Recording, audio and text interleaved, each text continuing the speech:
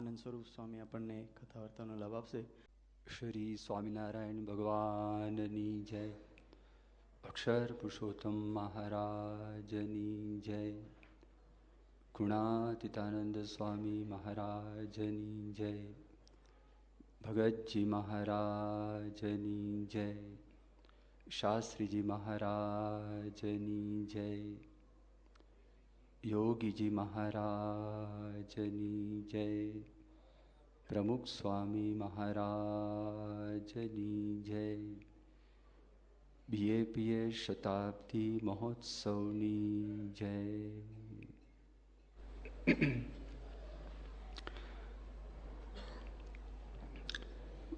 પૂજ્ય વિવેક સાગર સ્વામી આપણને નિર્ગુણદાસ સ્વામી તથા પરમ પૂજ્ય પ્રમુખ સ્વામી મહારાજના જીવનમાંથી ઘણા બધા પ્રસંગોનું વર્ણન કર્યું. બીએપીએ સંસ્થા એના પાયાની અંદર કેવા બધા સિંહ પુરુષો સમાયેલા હતા એની આપણને બહુ સુંદર વાતો કરી. પ્રમુખ સ્વામી મહારાજ ની ઘણી બધી વિશેષતાઓ છે. સર્વગુણે કરીને એ સંપન્ન છે. સાકરનું નાળિયેર છે. આપણે જો વિચાર કરીએ તો આપણી બુદ્ધિ છે એ પહોંચી શકે એમ નથી. સ્થૂળ દ્રષ્ટિએ આપણે વિચાર કરીએ તો પ્રમુખ સ્વામી ફક્ત 5 ધોરણનો અભ્યાસ એમણે કરેલો છે અને છતાં એમની પાસે 780 સંતો, સમર્પિત સંતો છે. એમાંથી મોટાભાગના સંતો શિક્ષિત સંતો છે. હમણાં સ્વાગત સભાની અંદર જ જે દીક્ષા લેવાના છે ભવિષ્યની અંદર, એમાંથી 3 યુવકો એકના એક પોતાના મા બાપના સંતાન છે. એમફાર્મ કરેલું છે, બી કમ્પ્યુટર કરેલું છે, પોલિટિકલ સાયન્સમાં મેજર કરેલું છે અને એકના એક દીકરાઓ અહીંયા સમર્પિત થઈને આવ્યા, ભણેલા ગણેલા છે. તો એમની પાસે એવી કઈ તાકાત છે, કઈ શક્તિ છે? 5 તત્વો છે: પૃથ્વી, જળ, તેજ, વાયુ ને આકાશ. પૃથ્વીનું બળ દેખાય છે. જ્યારે માઉન્ટ સેન્ટ હેલેન્સ 1982ની અંદર બર્સ્ટ થયો, રોકીઝ માઉન્ટન્સની અંદર વોલ્કેનિક ઇરપ્શન થયું, તો તે વખતે 200 માઇલ સુધી વોલ્કેનિક એશ એ ત્યાં આગળ ગયેલી એટલી તાકાત છે પૃથ્વીની અંદર દેખાય. પાણીની પણ આપણને તાકાત દેખાય જે વખતે પાણીમાં રેલ આવે. તેજની પણ આપણને તાકાત દેખાય. ઇન્ડોનેશિયાની અંદર ફોરેસ્ટ ફાયર 1.5 વર્ષ સુધી કન્ટિન્યુઅસ ફાયર્સ ચાલુ હતા અને ગમે તેટલા પ્રયત્ન કર્યા તો પણ 1.5 વર્ષ સુધી બુઝાવી શક્યા નહોતા. તો તેજની અંદર પણ, અગ્નિમાં આપણને તાકાત દેખાય છે. વાયુની અંદર પણ આપણને તાકાત દેખાય છે. સાયક્લોન્સ આવે, હરિકેન્સ આવે, ટોર્નેડોઝ આવે, અબજો પાઉન્ડ, અબજો ડોલર એનો નાશ થઈ જાય, હજારો માણસો એમાં મરી જાય છે. પણ સ્પેસ, આકાશ છે, આકાશની તાકાત છે એ દેખાતી નથી, નજરમાં નથી આવતી. પણ વૈજ્ઞાનિકો એવું કહે છે કે પૃથ્વીની અંદર જો આકાશનો ભાગ કાઢી લેવામાં આવે તો પૃથ્વી બટેટા જેટલી થઈ જાય. અને આ કલ્પના નથી, આ વાસ્તવિકતા છે. ટાઓ ફિઝિક્સની અંદર ફ્રિટ્જોફ કેપ્રા એણે એક અદ્ભુત પુસ્તક લખ્યું, eastern wisdom and western science. પશ્ચિમનું વિજ્ઞાન અને પૂર્વનું ડહાપણ, એના જે સત્ય છે એના પર એમણે એક પુસ્તક લખ્યું. તો એ પુસ્તકની અંદર એમણે પોતે આ વર્ણન કરેલી વાત છે કે હકીકતની અંદર આપણે બેઠા છે સોલિડ ગ્રાઉન્ડ ઉપર. સોલિડ ગ્રાઉન્ડ જ નથી આ હકીકતની અંદર સ્પેસ જ છે. પણ એમાં જે સબ એટોમિક પાર્ટિકલ્સ એટલા સ્પીડથી ફરે છે. દાખલા તરીકે પંખો છે, પંખો આપણે 1ની સ્પીડ ઉપર મૂક્યો હોય, 3 પાંખ આપણને દેખાય અને 2 પાંખ વચ્ચે આપણે આંગળી નાખીને બહાર કાઢી શકીએ. પણ તમે 5ની સ્પીડ ઉપર પંખાને મૂક્યો હોય તો આપણી કોઈની તાકાત નથી. હકીકતમાં સ્પેસ વધારે છે અને સોલિડ વસ્તુ ઓછી છે, 3 પાંખ્યા છે. તમે જો ગણતરી સરકમફરન્સ કરો ને એરિયા કાઉન્ટ કરો તો સ્પેસ વધારે છે. આ તો એટલો બધો સ્પેસ છે, એક એટમની અંદર સેન્ટ પીટર્સ બેસિલિકા રોમની અંદર છે, આખા વિશ્વની અંદર સૌથી મોટો ગુંબજ છે. તો એવું કહેવાય છે, દાખલા તરીકે એટમને તમે બ્લો કરો, અણુને તમે મોટો કરો, અને સેન્ટ પીટર્સ બેસિલિકા છે આખો ડોમ, એટલો મોટો તમે એટમને કરો, તેમાં સ્પેસ કેટલું છે અને મેટર કેટલું છે, સોલિડ મેટર. તો એવું કહેવાય છે કે સેન્ટ પીટર્સ બેસિલિકાના સેન્ટરની અંદર તમે સોલ્ટનો, મીઠાનો 1 ગ્રેઇન મૂકો, એટલું જ સોલિડ પાર્ટિકલ, બાકી બધું સ્પેસ જ છે. વિચાર કરો, એટલું મોટો સ્પેસ છે છતાં આપણે કેમ અંદર પડી જતા નથી? કારણ કે ઇલેક્ટ્રોનની ગતિ બહુ છે. ન્યુટ્રોન છે એની પણ બહુ ગતિ છે. ઇલેક્ટ્રોનની ગતિ છે 1 સેકન્ડના 600 માઇલ્સ પર અવર એની ગતિ છે. ન્યુટ્રોનની ગતિ છે 40,000 માઇલ્સ પર અવર. એટલે આપણને સ્પેસની તાકાત છે દેખાતી નથી. પણ સ્વામિનારાયણ ભગવાને આથી વર્ષો પહેલાં ગરડા પ્રથમના 56ના વચનામૃતની અંદર વાત કરી. ગરડા પ્રથમના 56ના વચનામૃતમાં મહારાજે વાત કરી અને એમાં શ્રીજી મહારાજે એવું કહ્યું કે આપણને આકાશ છેનું બળ દેખાતું નથી, બીજા 4 તત્વોનું આપણને બળ દેખાય છે, પણ આકાશ છે સર્વાધાર છે.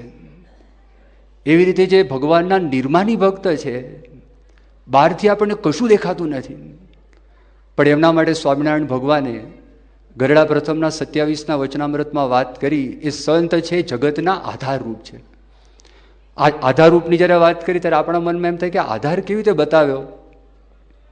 પણ ડૉક્ટર રાધાકૃષ્ણન, જે ભારતના એક્સ પ્રેસિડેન્ટ થઈ ગયા, એમણે એક પુસ્તક લખ્યું છે રિલિજન એન્ડ સોસાયટી. એ પુસ્તકની અંદર પોતે એક વાત કરે છે, વી live in the society today not because of scientific inventions but because of the saints who travel in society. આપણે આજે સમાજમાં જીવી રહ્યા છે, વૈજ્ઞાનિક સાધનોથી જીવતા નથી, વૈજ્ઞાનિક આવિષ્કારોથી જીવતા નથી, પણ આપણે જીવીએ છીએ એનું કારણ છે સમાજમાં વિચરતા સાચા સંતો છે, એમણે દ્રષ્ટિ હતી, તો એ દ્રષ્ટિની એમણે પોતે વાત કરી. જો આપણે વિચાર કરીએ, એ નિર્માની ભક્તમાં આટલી મોટી તાકાત છે. ઇંગ્લિશની અંદર એક ચિંતકે વાત કરી છે, he that is down needs fear no fall, he that is low no pride, he that is humble ever shall have God to be his guide, he that is down needs fear no fall. આપણે 3 પ્રકારના equilibrium આવે, stable, unstable, neutral equilibrium. આ અત્યારે stable equilibrium છે, 3 stand ઉપર ઊભેલું છે, એ stable equilibrium કહેવાય. હવે અનસ્ટેબલ ઇક્વિલિબ્રિયમની અંદર સેન્ટર ઓફ ગ્રેવિટી છે, ઉપર વયું જાય અને તમે નીચે એક સાંકડું બનાવો, આમ ઉપરથી વધારે હેવી હોય અને નીચે હેવી ના હોય તો ટોપ હેવી કહેવાય, ટોપલ થઈ જાય, અનસ્ટેબલ ઇક્વિલિબ્રિયમ છે. ન્યુટ્રલ ઇક્વિલિબ્રિયમ દડો હોય, તમે ગમે ત્યાં ફેરો, દડાને કશું થાય જ નહીં, કાંઈ કરતાં કાંઈ ન્યુટ્રલ ઇક્વિલિબ્રિયમ છે. એમ એવી રીતે he that is down needs fear no fall. જે જમીન ઉપર જ બેઠેલા છે એને પડવાનો કોઈ પ્રશ્ન જ નથી. ગુણાતીતાનંદ સ્વામી છે ને, એ નાનું ટટ્ટું રાખતા, જ્યારે જવાનું હોય આગ્રહ કરે, મોટો ઘોડો ના રાખે. કે કેમ સ્વામી રાખતા નથી? સ્વામી કે પડે તો ઓછું વાગે, અને ઘોડા ઉપરથી પડે તો હાડકા ભાંગી જાય, એ તકલીફ થાય. તો આવની આ વિશેષતા છે. એ પ્રમુખ સ્વામી મહારાજની તમને વાત કરતો તો, he that is down needs fear no fall, he that is low no pride. જે માણસ ગરીબ હોય એ અભિમાન કેવી રીતે રાખી શકે? જે ગરીબ માણસ હોય અભિમાન ના રાખી શકે. અને he that is humble ever shall have God to be his guide. ભગવાન છે સર્વાધાર છે, ભગવાન છે સર્વવ્યાપક છે, ભગવાન છે ઇઝ ઓલ લવ. અને આ જે સર્વશક્તિમાન ભગવાન એમના ગાઈડ છે. એમને પરમ પૂજ્ય સ્વામી શ્રી પધાર્યા છે. શ્રી સ્વામિનારાયણ ભગવાનની જય, અક્ષર પુરુષોત્તમ મહારાજની જય, ગુણાતીતાનંદ સ્વામી મહારાજની જય, ભગતજી મહારાજની જય, શાસ્ત્રીજી મહારાજની જય, યોગીજી મહારાજની જય, પ્રમુખ સ્વામી મહારાજની જય. BAPI શતાબ્દી મહોત્સવની આપણે જે વાત કરતા હતા કે પરમ પૂજ્ય સ્વામીશ્રીની આ વિશેષતા, આ જ વિશેષતા છે કે અહમ શૂન્ય છે. અને જ્યાં આગળ અહમનો લેશ પણ નથી ત્યાં આગળ ભગવાન છે એ હજુરા હજુર છે. અને જ્યાં આગળ ભગવાન છે ત્યાં આગળ સર્વગુણ છે. તો એવા સર્વગુણે કરીને સંપૂર્ણ, સર્વ દોષે કરીને રહિત અને સર્વ સુખના નિધાન એવા ગુણાતીત સંત આપણને દર્શન આપી રહ્યા છે. અમે જ્યારે સ્કૂલની અંદર ભણતા હતા તે વખતે અમારે મ્યુઝિકના ક્લાસીસ પણ ચાલતા અને ક્રાફ્ટ્સના ક્લાસીસ પણ ચાલતા. મ્યુઝિકના ક્લાસની અંદર કેટલાક સોંગ્સ છે એ બધા વિદ્યાર્થીઓને મોઢે કરાવતા અને એની પરીક્ષા પણ લેવાતી. એમાં એક જે સોંગ હતો એના શબ્દો આ પ્રકારના છે. These are a few of my favorite things. When the dog bites, when the bee stings, when I'm feeling sad, I simply remember my favorite things and then I don't feel so bad. શબ્દો એવા હતા, these are a few of my favorite things. ઘણી બધી વસ્તુઓ આપણને પ્રિય હોય, એમાંથી કેટલીક આ બધી વસ્તુઓ મને પ્રિય છે એમ કહીને શબ્દ એવા લખેલા. વેન ધ ડોગ બાઇટ્સ, જ્યારે આપણને કૂતરું કરડે. વેન ધ બી સ્ટિંગ્સ, જ્યારે મધમાખી આપણને ચટકો ભરે. When I am feeling sad, જ્યારે મને ગ્લાનિનો અનુભવ થતો હોય ત્યારે હું શું કરું છું? When I am feeling sad I simply remember my favourite things and then I don't feel so bad. જ્યારે કેટલીક જીવનની અંદર સારી સારી ઘટનાઓ બનેલી હોય એ ઘટનાને હું જ્યારે યાદ કરું છું તે વખતે જે મનની ગ્લાની છે એ ગ્લાની એ ઓછી થાય છે.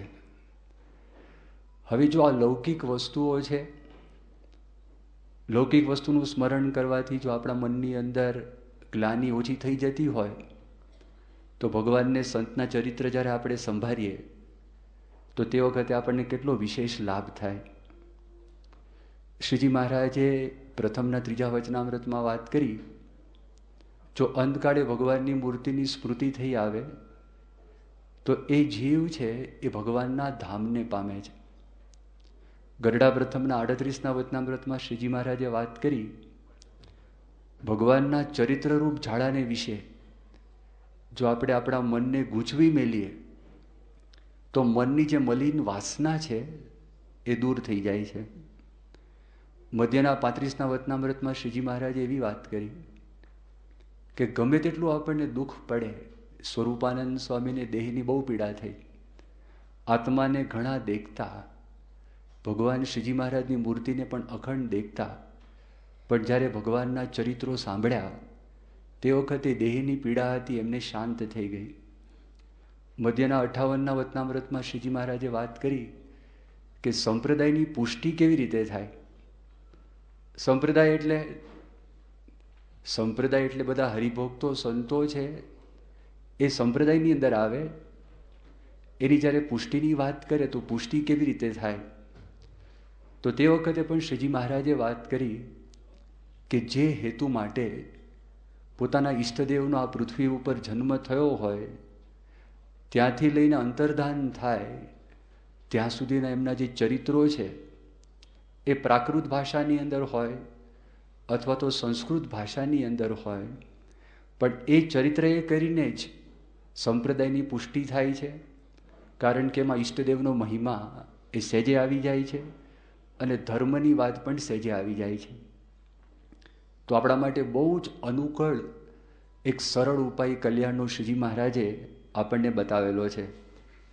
1988ની સાલમાં પરમ પૂજ્ય પ્રમુખ સ્વામી મહારાજની અહીંયા આગળ 68મી જન્મ જયંતિ બહુ ધામધૂમપૂર્વક નાયરોબીમાં ઉજવાયેલી. તો એના કેટલાક સંસ્મરણો આપણે આજે કરીએ. 19 વર્ષ પહેલાંની વાત છે અને તે વખતે બાપા અહીંયા આગળ આવેલા 160 સંતો હતા અને અતિશય ધામધૂમપૂર્વક ઘણા બધા દિવસો માટે અહીંયા પોતે એ રોકાયેલા હતા. એમાં બાપા તો વિચરણ કરતાં કરતાં અહીંયા આવેલા અને બધા સંતો છે એ સંતો આવેલા અલગ અલગ સ્થાનમાંથી, ગુજરાતમાંથી, મુંબઈથી બધા સંતો આવેલા. પૂજ્ય ડૉક્ટર સ્વામી પણ મોડા આવેલા. પરમ પૂજ્ય સ્વામીશ્રીના સેવક સંતો પૂજ્ય નારાયણચરણ સ્વામી, પૂજ્ય પ્રિયદર્શન સ્વામી એ પાછળથી આવેલા ડૉક્ટર સ્વામીની સાથે. તે વખતે બાપા એલ્ડોરેટમાં હતા અને અહીંયા લોકો નાયરોબીમાં લેન્ડ થયા અને પછી એક નાનું 4 સીટર પ્લેન એમાં બેસી 3 સંતો હતા, ઘનશ્યામભાઈ પટેલ હતા. આ 4 વ્યક્તિ ત્યાં આગળ એલ્ડોરેટની અંદર બાપાને મળવા માટે ગયેલા અને બાપાને મળવા માટે ગયા હતા. પ્લેનનો સમય છે ને મોડો થઈ ગયો હતો, બાપાનો જમવાનો ટાઈમ થઈ ગયો હતો, પણ સ્વામી જમતા નહોતા અને બારીમાં વારે વારે જોયા કરે કે હમણાં પ્લેન આવશે પછી આપણે જમીએ. સમય ઘણો થયો, બધાએ વાત કરી બાપા જમી લો, આવી જશે પછી મળવાનું. બાપા કે હમણાં આવશે. વાટ જોતા હતા. પછી ખબર પડી કે પ્લેન લેન્ડ થયું ત્યાં સુધી બાપા જમ્યા નહીં. જેવા ડૉક્ટર સ્વામી દાખલ થયા અને બાપા દંડવત કરવા લાગ્યા. બીજા બધા સંતો હતા, એ સંતોને સ્વામી ભેટ્યા, એમની વાટ જોઈ, એમની રાહ જોઈ. આ એક પ્રસંગનો જો આપણે વિચાર કરીએ તો આપણને ખ્યાલ આવે કે સ્વામીના જીવનની અંદર સંતોનો મહિમા કેટલો બધો છે.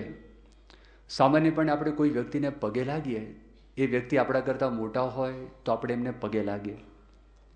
આપણે કોઈ વ્યક્તિને દંડવત કરીએ, આપણે એમને આદર આપીએ છીએ, એ પણ એવું સૂચવે છે કે એ વ્યક્તિ આપણા કરતાં મોટા છે. બાપા ડૉક્ટર સ્વામીને દંડવત કરવા લાગ્યા, એકદમ ઊભા કરી લીધા.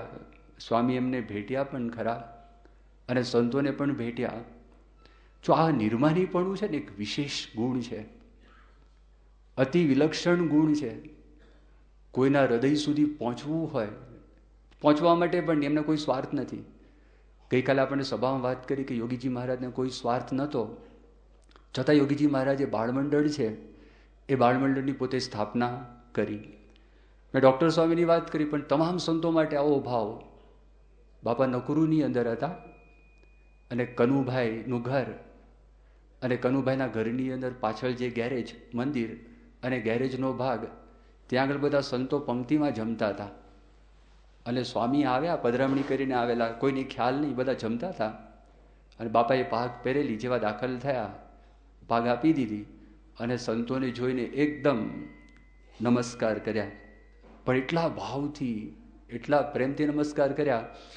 તમને જો યાદ હોય, 2 દિવસ પહેલાં સાંજની સભાની અંદર બાપાએ લટકું કરેલું, સ્વામી કે સંત પાસે નમન થતું નથી, આ અધમણનું ડોકું, આ અધમણનું ડોકું નમતું નથી. તે વખતે આમ જે ભાવથી, પ્રેમથી એ પોતે પગે લાગેલા હતા. આટલા બધા સંતો હતા, દરેક સંતોને પહોંચી વળાય એવું છે નહીં, પણ સમૂહની અંદર પોતે પગે લાગ્યા. મસાઈ મારાની અંદર કાર્યક્રમ હતો અને મસાઈ મારાની અંદર મસાઈ લોકો ભેગા થયા હતા, મસાઈના બધા છોકરાઓ. એનો શિક્ષક એક હતો, એ શિક્ષક પણ સાથે હતો. અને પછી હર્ષદભાઈએ વાત કરી બાપાને અને કહ્યું કે સ્વામી આ બધા નૃત્ય કરે છે, આપ પણ થોડોક લાભ આપો. એ બાળકોની વચ્ચે બાપા દાખલ થયા.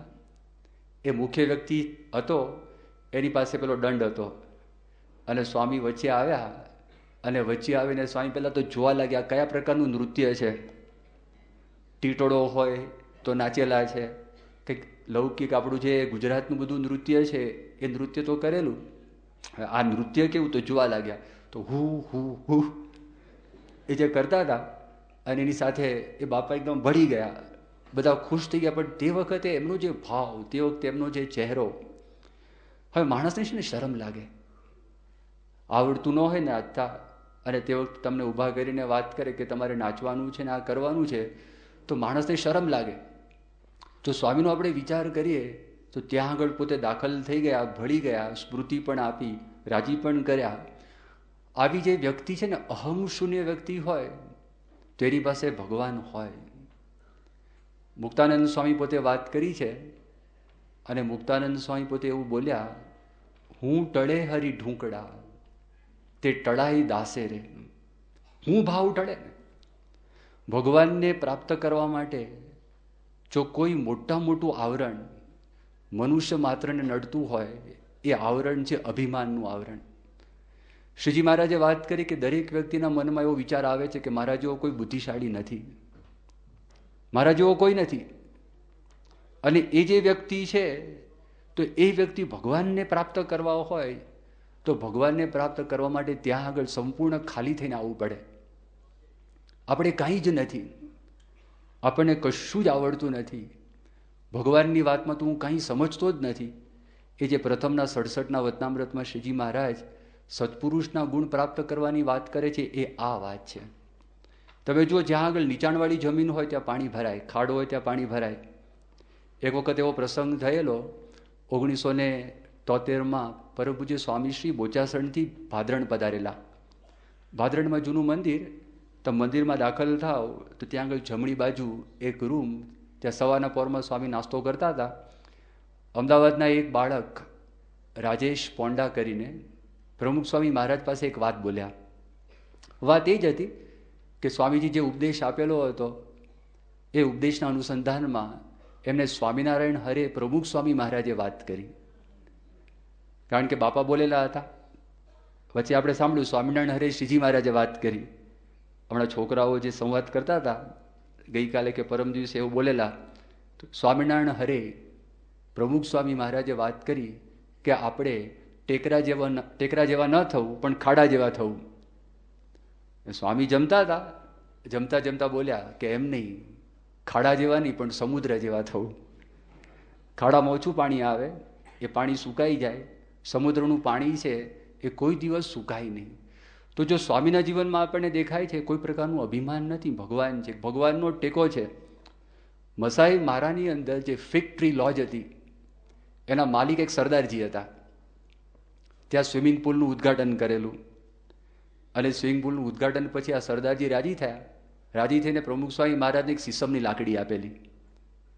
તે સીસમની લાકડી ભેટમાં આપી, અને ભેટમાં આપીને એમણે કંઈક વાત કરી છે, આપણને ખ્યાલ નહીં. પણ અહીંયા સ્વામી જે નગારા રોડ ઉપર આપણું મંદિર છે, લગભગ બપોરનો ટાઈમ થયેલો, અને બાપા ત્યાં પધાર્યા.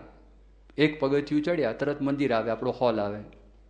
10 સંતો લાઈનમાં ઊભા હતા, અને બાપા એ એક પગથિયું ચડતા ચડતા કોઈ ઘરડો માણસ લાકડી સાથે એની જે પરિસ્થિતિ હોય ને એવું એક્ટિંગ, એવો અભિનય, એકદમ ધ્રુજતા ધ્રુજતા ધ્રુજતા એ એક પગથિયું 2 પગથિયું ચડ્યા અને પછી હસી પડ્યા. ત્યાં ગુલાબ સ્વામી ત્યાં આગળ ઊભા હતા. ત્યાં ગુલાબ સ્વામી દર્શન કરતા હતા, લાકડી બતાવી સ્વામી. સ્વામીએ કહ્યું કે અમે ત્યાં ફિગ ટ્રી લોજથી આવેલા, અને તે વખતે પેલા સરદારજી આ લાકડી આપી અને કહ્યું કે ઘડપણમાં તમને આ ટેકા તરીકે હું આપું છું, અને બીજું કારણ એ છે કે લાકડી તમે જો વાપરો તો તમે મને યાદ કરો અને મારું કલ્યાણ થાય. એટલે આ પણ ભાવના હતી. પણ પહેલી વાત કરી કે ઘડપણમાં તમારો આ ટેકો. પ્રમુખ સ્વામી મહારાજ તરત બોલ્યા, સ્વામી કે મારા ભાઈ, અમને તો એક ભગવાનનો ટેકો છે, એટલે બીજા કોઈ ટેકાની જરૂર નથી. એક ભગવાનનો ટેકો છે, એક ભગવાનનો આશરો છે, બાકી એ સિવાય બીજા કોઈ ટેકાની જરૂર નથી. હવે આવું જે બોલવું ને, આપણને ઘણા બધા ટેકાઓ છે, ઘણા બધા ટેકા છે. અને એક ભગવાનનો ટેકો હોય તો અક્ષરધામમાં બેઠા હોઈએ, અને કાં તો અહીંયા અક્ષરધામ જેવું આપણને સુખ આવતું હોય. પૈસાનો ટેકો, સત્તાનો ટેકો, બુદ્ધિનો ટેકો, આવડતનો ટેકો, રૂપનો ટેકો, કુટુંબીઓનો ટેકો, સમાજનો ટેકો, ઘણા બધા ટેકા છે. પણ જો એક માત્ર ભગવાનનો ટેકો હોય તો ભગવાન સિવાય કશું દેખાય નહીં.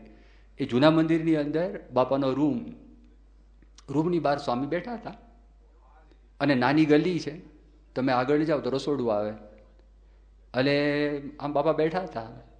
અને 1988ની સાલમાં તે વખતે બાપાની સાથે ટૂરની અંદર પૂજ્ય શુકમુનિ સ્વામી એ સાથે હતા. એટલે શુકમુનિ સ્વામી જોયું દૂરથી બાપા એકલા બેઠા હતા. હવે એમને ખબર નહીં, સાઈડ ઉપર બીજા બેઠા હતા, એમને ખ્યાલ નહીં. અને એકદમ આવ્યા અને બાપાને પૂછ્યું, સ્વામી એકલા કેમ બેઠા છો?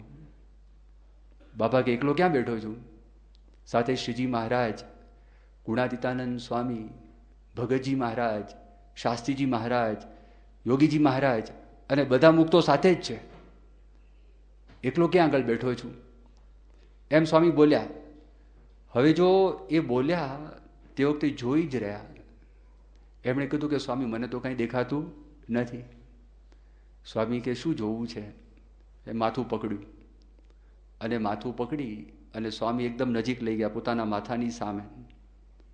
સ્વામી કે લે ભગવાન જોવા છે? તો કે હા જોઈ લે, દેખાય છે. આ એક સંકેત એમણે કર્યો.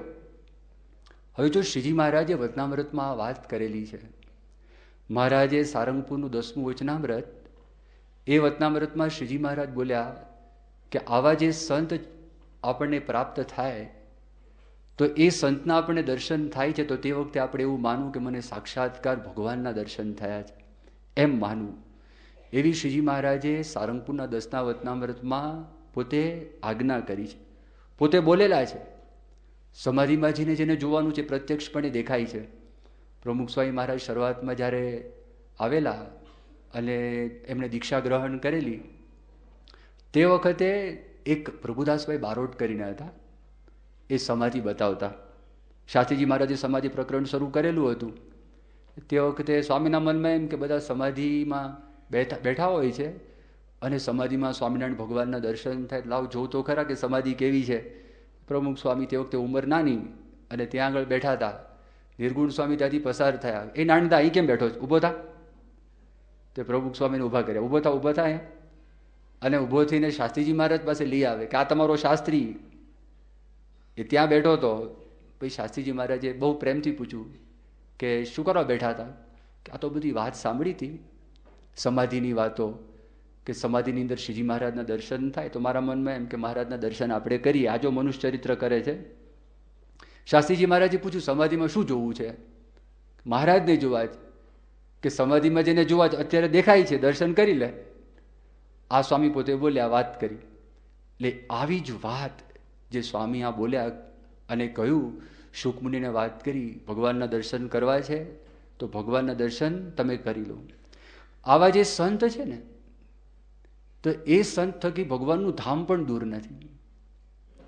સ્વામી કિસુમુની અંદર હતા અને કિસુમુની અંદર ત્યાં આગળ મગનભાઈનું ઘર, એમના દીકરાઓ અને દીકરાના દીકરા બધા બેઠા હતા અને સમૂહ ઓછો. અને તે વખતે બાપા એવી વાત કરી, સ્વામી કીધું આ બધું અક્ષરધામ જ છે. યોગીજી મહારાજ અહીંયા પધારેલા. યોગીજી મહારાજ આ બધી ભૂમિ છે પવિત્ર કરેલી છે, આ બગીચામાં ફર્યા છે, આ બધા ઠેકાણે યોગીજી મહારાજ ફર્યા છે, એ બધું અક્ષરધામ જ છે. અને આવો બીજો પ્રસંગ પણ બલેનો નકુરુથી સ્વામી આવેલા અહીંયા જ નાઇરોબી, અને નકુરુથી પધાર્યા. તે વખતે પણ બપોરનો ટાઈમ હતો. એ હોલની અંદર ઠાકોરજીના સિંહાસનની પાસે દિવાલ પાસે સ્વામીનું સિંહાસન અને એના પર બાપા બેઠા હતા. અને તે વખતે બાપાએ એક વાત કરી અને સ્વામી બોલ્યા કે નકુરુથી અમે આવ્યા, ગાડીની અંદર ભજન સાંભળતા હતા, જાણે એવું લાગ્યું કે એક ક્ષણ પણ વીતી નથી. જ્યારે કોઈ વસ્તુની અંદર આપણને અતિશય આકર્ષણ થાય, આપણને અતિશય ગમે, તો સમય ક્યાં આગળ પસાર થઈ જાય આપણને ખ્યાલ ના આવે. તો પ્રમુખ સ્વામી મહારાજ એવું બોલ્યા, એક ક્ષણ પણ વીતી ન હોય એવું લાગ્યું. પછી એક વાત એમણે કરી, એમણે કહ્યું કે બધું અહીંયા અક્ષરધામ જ છે, આ બધું જ અક્ષરધામ છે અને અક્ષરધામ સિવાય કાંઈ જ દેખાતું નથી. હવે અક્ષરધામમાં માણસ બેઠા હોય તે અક્ષરધામ તો દેશ કાળથી પર છે. દેશ કાળ માયા એ બધાથી અક્ષરધામ પર છે. ત્યાં સમય છે, સમય પણ સ્થગિત થઈ જતો હોય છે. તો આવા જે સંત છે એમની દ્રષ્ટિની અંદર પવિત્રતા છે, દ્રષ્ટિની અંદર ભગવાન સિવાય કાંઈ દેખાતું નથી, એમની દ્રષ્ટિની અંદર અક્ષરધામ સિવાય કાંઈ દેખાતું નથી. એટલે દરેકને પ્રેમ આપી શકે છે અને દરેકને વ્યક્તિને એનો મહિમા પોતે સમજી શકે છે. નકુરુની અંદર જ્યારે પ્રમુખ સ્વામી મહારાજ એ પોતે પધાર્યા અને તે વખતે ત્યાં નગરયાત્રા હતી. નગરયાત્રામાં બેસતા પહેલાં બધા સંતો દેશમાંથી આવેલા અને પહેલી જ વખત પ્રમુખ સ્વામી મહારાજને મળતા હતા. નાયરોબીથી નકુરુ આવેલા અને પ્રમુખ સ્વામી વિચરણ કરતાં કરતાં ત્યાં પધારેલા. રસ્તાની અંદર એક સંત, આમ ઉંમરમાં થોડાક મોટા, પણ આમ સામાન્યપણે આમ કોઈને ખ્યાલ ના આવે, એ મંદિરમાં રહીને પોતાની પ્રવૃત્તિ કરતા હોય, કામકાજ કરતા હોય, સુરતમાં રહેતા હતા. ભગવાન સ્વામી કરીને બધા એમને બોલાવતા. પ્રમુખ સ્વામી મહારાજ જેવા એમને પહેલાં મળ્યા એટલા રાજી થઈ ગયા. સ્વામી કે ભગવાન પોકી ગયા, ડૉક્ટર સ્વામી તમને પોકાડી દીધા અહીંયા, અને એકદમ જ આમ પ્રસન્ન થઈ ગયા. 15-20 ફૂટ ગયા, એક યુવક હતા ચતુર કરીને. ચતુર બહુ બુદ્ધિશાળી છોકરો, 30-35 વર્ષથી આપણી સંસ્થાની અંદર સેવા કરે. નાનો હતો ત્યારે આવેલો, અમદાવાદ મંદિરમાં પ્રેસમાં કામ કરે છે, બેરો ને મૂંગો. પ્રમુખ સ્વામી મહારાજ જ્યારે જ્યારે અમદાવાદ પધારે એ 15 દિવસ 20 દિવસ રોકાયા હોય, પણ એક વખત એમની સાથે પ્રમુખ સ્વામી મહારાજ વાર્તાલાપ કરે. પેલો કંઈ બોલી શકે નહીં, પ્રમુખ સ્વામી બોલે એ સાંભળી શકે નહીં, એટલે ખાલી એક્શનથી જ આખો વાર્તાલાપ થાય. પણ શાંતિથી 5-7 મિનિટ ગાળે, એને સંપૂર્ણ સંતોષ આપે. હવે એમને પણ સ્વામી ભૂલ્યા નહીં.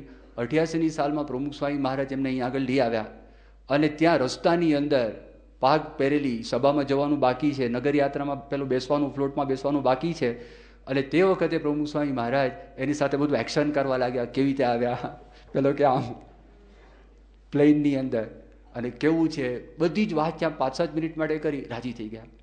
સભામાં પધાર્યા, નગરયાત્રા પતી ગઈ, ઘણા બધા સંતો હતા અને સંતોને જોઈને બાપા બહુ રાજી થઈ ગયા. દરેક સંતોનો જેટલા એમને દેખાતા હતા દરેકનો પરિચય આપવા લાગ્યા. ત્યાં કોઠારી સત્સંગ જીવન સ્વામી અમદાવાદના સ્વામી એમને ઊભા કર્યા, ઊભા થાવ, પરિચય આપ્યો. ધર્મકુમાર સ્વામી ભાદરા, એમના કોઠારી, એમને ઊભા કર્યા, એમનો પરિચય આપ્યો. મુક્તિ સ્વામી, એક બહુ નાના સંત, ગોંડલની અંદર બધું મોટર છે એનું બધું કામકાજ કરે, ઠાકોરજીનું પૂજારીનું કામકાજ કરે, સ્વામી ઊભા કર્યા, એમનો પરિચય હરિભક્તોને પોતે કરાવવા લાગ્યા. ઘણા બધા સંતો એમને જે દેખાયા એ દરેકનો નાના મોટા તમામ સંતોનો પરિચય આપવા લાગ્યા. એક હરિભક્ત આવેલા, એક રમણભાઈ શેઠ કરીને અમદાવાદથી, બહુ સામાન્ય હરિભક્ત, શાસ્ત્રીજી મહારાજના વખતમાં મૂળ જૈન, સ્વામિનારાયણ સંપ્રદાયના સંસ્કાર પડ્યા, શાસ્ત્રીજી મહારાજને પોતાના ગુરુ કર્યા. અને ગુરુ કર્યા તે વખતે ગરીબ વ્યક્તિ, તે વખતે પગાર છે બહુ જ ઓછો, અને તે વખતે મંદિરનું કામકાજ ચાલે. આરસના થાંભલા, અમદાવાદ મંદિરમાં જાઓ, પથ્થર છે, પથ્થર પોરબંદરનો, અને થાંભલા છે આરસના છે. આરસના થાંભલાની સેવા થતી, તે વખતે કંઈક 300 કે 500 રૂપિયાની સેવા હતી, અને બધા સેવા લખાવતા હતા. એમાં રમણભાઈ પાસે વાત પહોંચી, એણે કીધું મારે પણ સેવા લખાવી છે, અડધા થાંભલાની સેવા કરવી છે. હવે મહિનાનો પગાર જ કંઈક 25 રૂપિયા કે 20 રૂપિયા પગાર, 300 રૂપિયાની સેવા થાય કેવી રીતે, આખું ઘર ચલાવવાનું. અને રમણભાઈ પછી ત્યાં આગળ શાસ્ત્રીજી મહારાજ પાસે આવ્યા, બબુભાઈ કોઠારી લઈ ગયા. એમણે વાત કરી કે મારે આવી રીતે અડધા થાંભલાની સેવા કરાવી. સ્વામી રાજી થયા. નીચે ઉતર્યા ને, રમણભાઈના મનમાં એમ થયું કે આખા થાંભલાની સેવા કરું, આખા થાંભલાની સેવા.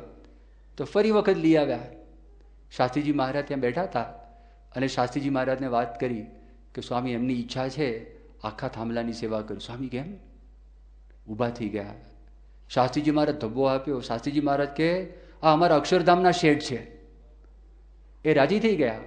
બબુભાઈને ખબર હતી આની તાકાત નથી. નીચે ઉતરીને વાત કરી, તમે ચિંતા નહીં કરતા, તમે શાસ્ત્રીજી મહારાજને રાજી કરી લીધા જ, તમારાથી જો ન થાય તો વાંધો નહીં, અમે ભેગા કરીને આપી દઈશું. પણ શાસ્ત્રીજી મહારાજ પ્રસન્ન થઈ ગયા છે. એ વ્યક્તિએ પ્રયત્ન કર્યો, એનાથી પૂરું થયું નહીં. એમના ઘરના બૈરા, એમના પત્ની, એમના ઘરેણાં વેચ્યા, અને ઘરેણાં વેચી અને એમણે આપ્યું. સ્વામી એટલા બધા પ્રસન્ન થયા. 3 દીકરા 3 દીકરી, 40 વર્ષ મિલમાં કામ કર્યું, દિલના ઉદાર, એકદમ ઉદાર વ્યક્તિ. અને જ્યારે જ્યારે પોતાની શ્રદ્ધા શક્તિ પ્રમાણે પોતે સેવા કરે, એમણે સ્વામી યાદ કર્યા. અને યાદ કરીને વિચાર કર્યા, રમણભાઈ એમને કંઈક સારંગાંઠનું ઓપરેશન કરવાનું હતું, અને પછી અમદાવાદ મંદિરમાં સભા પતી ગઈ. પ્રમુખ સ્વામી મહારાજને વાત કરી કે સ્વામી આવી રીતે સારંગાંઠનું ઓપરેશન છે અને એ કરવાનું છે. પ્રમુખ સ્વામી મહારાજે લગભગ 5-6 ડૉક્ટરને વાત કરી, નક્કી કરી આપ્યું કે કોની પાસે આ ઓપરેશન કરવાનું છે એ પણ નક્કી કરી આપ્યું. એ જિંદગીમાં રિક્ષામાં બેઠા નહોતા, એ રિક્ષામાં બેસવાની વ્યવસ્થા એમણે કરી આપી. જ્યારે આફ્રિકા આવવાનું હતું, પ્રમુખ સ્વામી યાદ કરે રમણભાઈને લઈ આવ્યા છે અને એ વ્યક્તિ ભજન ગાય અને ભજન ગાઈને સ્વામીને રાજી કરે. જ્યારે ત્યાં આગળ દુષ્કાળ પડેલો ગુજરાતની અંદર, તો તે વખતે ગાયોની સેવા નોંધાતી. એક ગાયની 300 રૂપિયા. એ આવ્યા, સ્વામીને વાત કરી. પાછા અંગ્રેજી બોલવાનો શોખ, જૂના છે ને, જૂના માણસોને અંગ્રેજી બોલવાનો શોખ. સ્વામી કે 2 cows. સ્વામી કે જો રમણભાઈ, તમે એક ભજન મારી પૂજામાં ગાશો તો હું એવું માનીશ કે તમે 1 લાખ રૂપિયાની સેવા કરી. તમે 2 ભજન ગાશો તો હું એવું માનીશ કે 2 લાખની સેવા કરી. માટે તમે ભજન ગાઓ. તો આફ્રિકાની અંદર પેલો હોલ, આ જૂના મંદિરમાં, ત્યાં પૂજાની અંદર આ રમણભાઈ ભજન શરૂ કર્યું અને બાપા એકદમ મલકાઈ ગયા, જેમ કમળ ખીલે, અને લટકા કરવા લાગ્યા. એ રાજી થયા. ગરીબ હરિભક્ત એમને ભૂલતા નથી, એમને યાદ કરે છે, આવા પ્રસંગે પણ યાદ કરે છે અને એમને સુખ આપે. આવો બીજો પ્રસંગ થયો હતો. આજે મેં તમને વાત કરી, નાનો હોલ હતો, એ સાવ નાનો, મંદિરનો હોલ નહીં, ઓલો મધ્યમ, પછી શેડ બનાવેલો અને એમાં બાપાની પૂજાની અંદર પેલા વેલિંગ બરોવાળા ચિમનભાઈ આવેલા, અક્ષરદેરી મૂકી છે ને, થાંભલો, એ આવેલા. તો હવે એમણે કંઈક ભજન બનાવેલું ભક્ત ચિંતામણીના રાગનું, એટલું મોટું ભજન કે પોણી પૂજા પતી જાય. અને રાગ તો સામાન્ય પણ ભાવ પુષ્કળ. અને એમણે શરૂ કર્યું અને બાપા પછી લટકા આપવા માંડ્યા ઠેઠ સુધી. એટલા બધા રાજી થયા, એટલા બધા પ્રસન્ન થયા. આ બધા પ્રસંગો દ્વારા આપણને ખ્યાલ આવે છે કે આ આખો આત્મબુદ્ધિનો સત્સંગ છે. મોટા પુરુષ આપણા પર દયા કરે છે, પૂર્ણ કામ છે. એમને કોઈની અપેક્ષા નથી, એમને કોઈની જરૂર પણ નથી. આપણા બધા જ સંબંધોનો આપણે વિચાર કરીએ કે સંબંધોની અંદર કાંઈક થોડો ઘણો પણ આંશિક સ્વાર્થ સમાયેલો હોય તો જ સંબંધ છે રે. અને જેની સાથે આટલો પણ સ્વાર્થ ન હોય, તમે વિચાર કરજો, અંતરદ્રષ્ટિ કરજો કે જેની સાથે આપણને યોગ છે, છેવટે આપણને લાગે મિત્ર છે, કોઈ સ્વાર્થ નથી. પણ main is a social animal. He doesn't like loneliness. એને કોક જોઈએ છે, એકલો માણસ છે, એને ગમતું નથી, એ પણ એક સ્વાર્થ છે. આ પુરુષનો આપણે વિચાર કર્યો, એકાંતની અંદર હજારો માણસો બેઠા હોય એવી એની સમજણ છે, લાખો માણસો હોય બેઠા હોય તો પોતે એકલા છે એવી સમજણ છે. ફક્ત સમજણ છે એવી નહીં, પણ સંતો હરિભક્તોને આ પ્રકારનો અનુભવ છે. તો જો આપણને ખબર પડે કે આ આત્મબુદ્ધિનો સત્સંગ છે, દરેકની અંદર એ પોતે ભગવાન જુએ છે. દરેકની અંદર કોઈ પણ નાના મોટા વ્યક્તિ હોય અને એમના મનની અંદર એક જ વાત છે કે મારી પાસે જે સુખ છે એ બધાને સુખ પ્રાપ્ત થાય. એના માટે કથા વાર્તા 88ની સાલમાં એટલી બધી કથા વાર્તા એમણે કરી છે. કાંઈ તક મળે, નાસ્તો કરતા કંઈ પ્રસંગ, જેવો કંઈક પ્રસંગ નીકળે, કથા શરૂ કરે. બપોરે જમતા કથા, રાત્રે જમતા કથા, સભાની અંદર પણ પોતે વાતો કરે. અને કેવી રીતે પોતા જેવા થવું એની પણ એક વાત સ્વામી બપોરે જમતા વખતે વાત કરેલી. સ્વામી બપોરે જમતા હતા અને તે વખતે એકદમ સ્વામી વાત કરી, અંતઃકરણ જો બદલાવવું હોય તો એના માટેનો ઉપાય બતાવતા બાપાએ વાત કરી કે મોટા પુરુષની આજ્ઞાનું પાલન, મધ્યનું 51મું વચનામૃત. એમ કે બેસી જાઓ તો બેસી જવાનું, એ કે ઊભા થાવ તો ઊભા થઈ જવાનું. જો એમની આજ્ઞાનું પાલન કરીએ ને તો જ મન છે ને, મનનો મેલ દૂર થાય. બાકી મન અમન ન થાય. જ્યાં સુધી આપણે મનધાર્યું કરીએ ત્યાં સુધી મનનું રાજ્ય મળતું નથી. અને જ્યાં સુધી મનનું રાજ મળતું નથી ત્યાં સુધી હરખ ને શોકની નદીઓ છે એમાંથી માણસ છે એ બહાર નીકળી શકતો નથી. એટલે એક દિવસ જ્યારે આપણા મનમાં આ વાતની દ્રઢતા થાય, જો મન અમન કરવું હોય એના માટે સ્વામી આ ઉપાય બતાવ્યો. વિશ્વવિહારી સ્વામી બેઠા હતા, એમને નિશાન સ્વામી બનાવ્યું અને નિશાન બનાવી અને દરેક માટેનો એક આદેશ છે એ સ્વામી તે વખતે આપ્યો. કેટલી બધી શ્રદ્ધા માનસામાં હતા. બધા હરિભક્તો નીચા નૌકા વિહાર કરીએ લેક વિક્ટોરિયામાં. પ્રમુખ સ્વામી મહારાજ પાસે પ્રસ્તાવ મૂક્યો. પ્રમુખ સ્વામી વાત કરે, બધું જોયું જ છે, પહેલાં આવેલા તે વખતે જોયું હતું, અત્યારે કંઈ બેસવાની જરૂર નથી.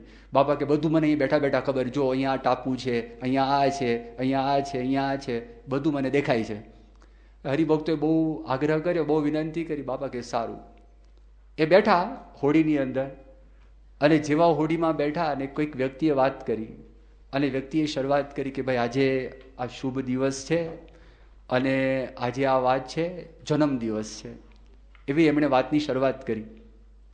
જન્મ દિવસની જ્યારે વાત કરી, સ્વામી કે બેસો અહીંયા આગળ, અને વચલો જ ભાગ, અને એમાં બધા સંતો હરિભક્તો બેઠા હતા, અને એક ભજન ગવાયેલું કે જન્મ સુધાર્યો રે હો મારો. એ ભજન એક સંત બોલેલા હતા, એના આધારે 2 કલાક સુધી કથા વાર્તા પ્રમુખ સ્વામી મહારાજે ત્યાં કરી. બધા સંતો હરિભક્તો ત્યાં જ, કશું કોઈ જોયું નથી. ત્યાં આગળ કયો ટાપુ છે, પાણી ક્યાં છે, શું છે, કેમ છે, કાંઈ નહીં. એ 2 કલાકની સતત કથા વાર્તા થઈ, અને કથા વાર્તા પૂરી કર્યા પછી એ જ્યારે આવ્યું ત્યારે ખબર પડી, ત્યાં આગળ લંગર નાખ્યું વાણે, ત્યારે ખબર પડી કે નૌકા વિહાર છે, નૌકા વિહાર તો પૂરો થઈ ગયો છે. 2 કલાક કથા વાર્તા, આગ્રહ. માનસામાં સ્વામી ટેકરી પર ઉતરેલા હતા, મધ્યનું 47મું વચનામૃત 3 સેશનની અંદર ચાલુ સતત, એકદમ પ્રવાહની અંદર. એ પોતે જમવાનું પણ ભૂલી જતા, એટલે પોતાનો દેહનો પણ વિચાર નહીં. જ્યારે કથા વાર્તા કરવા માટે બેસે તો તે વખતે દેહનો વિચાર ન કરે. મોમ્બાસાની અંદર બંબુરી બીચ ઉપર કેનિયાટાનું સમર હાઉસ, એ સમર હાઉસમાં બાપા ત્યાં આગળ બેઠા હતા, અને બપોરે એક વચનામૃત છે, એ વચનામૃતનું વાંચન છે તે વખતે ચાલુ હતું, વધારાનું વચનામૃત, જેમાં શ્રીજી મહારાજે ક્રોધનું ખંડન કર્યું છે. અને શ્રીજી મહારાજ એવું બોલ્યા કે ક્રોધ કોઈ પ્રકારે ન કરવો. ક્રોધના નિમિત્ત ગણાવ્યા, કે માણસને ક્રોધ ક્યારે ક્યારે થાય છે, કેવી રીતે થાય છે, એના બધા નિમિત્ત ગણાવ્યા. અને નિમિત્ત ગણાવીને સ્વામી પોતે વાત કરતા હતા, અને એક વ્યક્તિ ત્યાં આગળ જોયું કે બાપાને બેસવાની અંદર વધારે અનુકૂળતા આવે, તો નીચે રજાઈ ગોઠવવા માટે ગયા. સ્વામી કે તું હમણાં આના કર, તું હમણાં સાંભળ, આ વાત જતી રહેશે. એટલે એ વાત આપણા જીવમાં દ્રઢ થાય એના માટે એમનો આ આગ્રહ. પોતાના દેહનો વિચાર નહીં. પહેલાં તમે જો શ્રીજી મહારાજે વાત કરી છે તો મેં ધ્યાન રાખો. આવો બીજો પ્રસંગ બનેલો કિસુમુની અંદર. કિસુમુની અંદર જશભાઈનું ઘર, અને જશભાઈના ઘરમાં સ્વામી નીચે ત્યાં આગળ રાત્રે જમતા હતા. ડૉક્ટરોની એક સલાહ અને સૂચન કે જમ્યા પછી બોલવું નહીં, એવું બાપાને વાત કરેલી, અને વધારે તો ન જ બોલવું. હવે તે વખતે પ્રમુખ સ્વામી મહારાજે ગરડા અંત્યનું 38મું વચનામૃત, અને એમાં જે શ્રીજી મહારાજે છેલ્લી જે વાત કરી કે આ જીવને દુઃખ થાય છે એનું કારણ શું છે, તો એક તો દ્રવ્યાદિક પદાર્થનો લોભ, સ્ત્રીને વિશે બેઠા ઉઠ્યાની વાસના, દેહાભિમાન, રસને વિશે જીવાની આસક્તિ, સંબંધીમાં હેત અને કુસંગીમાં હેત. આ 6 વાના જેને હોય એ જીવતે કે મરીને કોઈ દિવસ સુખી થાય નહીં, એના પર બાપા નિરૂપણ કરતા હતા. હવે આ બધું નિરૂપણ કરતા હતા, અને તે વખતે સ્વામી તો બોલવા લાગ્યા. એટલે નારાયણચરણ સ્વામી બાપાને વાત કરી કે સ્વામી, ડૉક્ટરની ના છે અને આપ વધારે બોલો છો, ડૉક્ટરે ના પાડી છે. બાપા કે તું કેમ બોલે છે? આ ડૉક્ટર સ્વામી બેઠા છે ને, ડૉક્ટર સ્વામી કશું બોલતા નથી, તું બોલે છે. એ પ્રમાણ કોનું લેવાનું? ડૉક્ટરનું પ્રમાણ લેવાનું. ડૉક્ટર બોલતા નથી અને તું શું કરા બોલે છે?